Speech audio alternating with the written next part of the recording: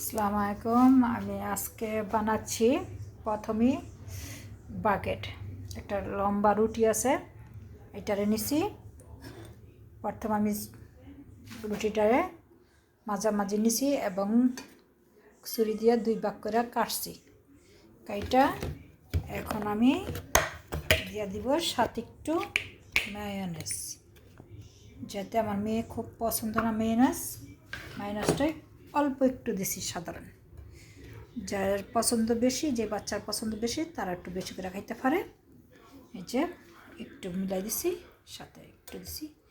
দেওয়ার পরে আমি এই মাংসটুকু পিসটুকু আমি এইভাবে বসাই দিলাম।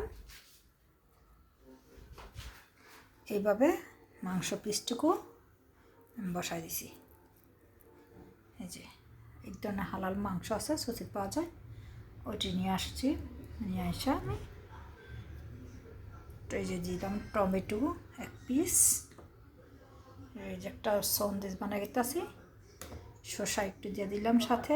আমার মেয়ে স্কুল থেকে আসছে, বলছে যে আম্মু ক্ষুধা, আমি কিছু খাইনি ক্যান্টিনে। তো এই আমিও ঘর দুয়ার পরিষ্কার করছি, কিছু রান্না করতে পারি নাই। এখন মেয়ের শর্টকাটে কী দিব, এখন আমি আবার এই হালাল মাংস টাংস ফ্রেশ হালাল মাংস টাংস নিয়ে রাখি, এক এক ধরনের বাচ্চাদের খাবার।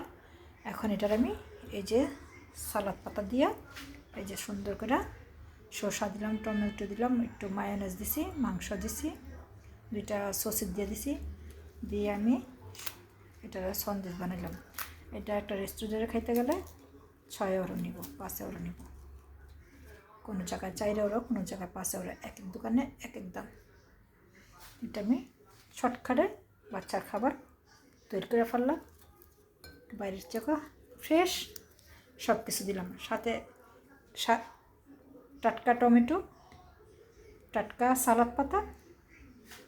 আর রেস্টুরেন্টে এগুলা রাখে 2 দিন, হয়তো বা সালাদটা সকালে কাইটা থয়ে একদিন আগে কাইটা থয়ে বা সকালে কাইটা থয়ে এটা সারাদিন চালায়। এটা আমি ফ্রেশ ঘরের খাবার বানাই দিলাম সন্দেশ। এই যে দেখেন, আপনাদের ভালো লাগলে কমেন্ট করবেন, লাইক দিবেন। ওকে, আল্লাহ হাফেজ, ভালো থাকেন সবাই। দেখা হবে পরের ভিডিওতে ইনশাল্লাহ দেখা হবে। ওকে, আল্লাহ হাফেজ।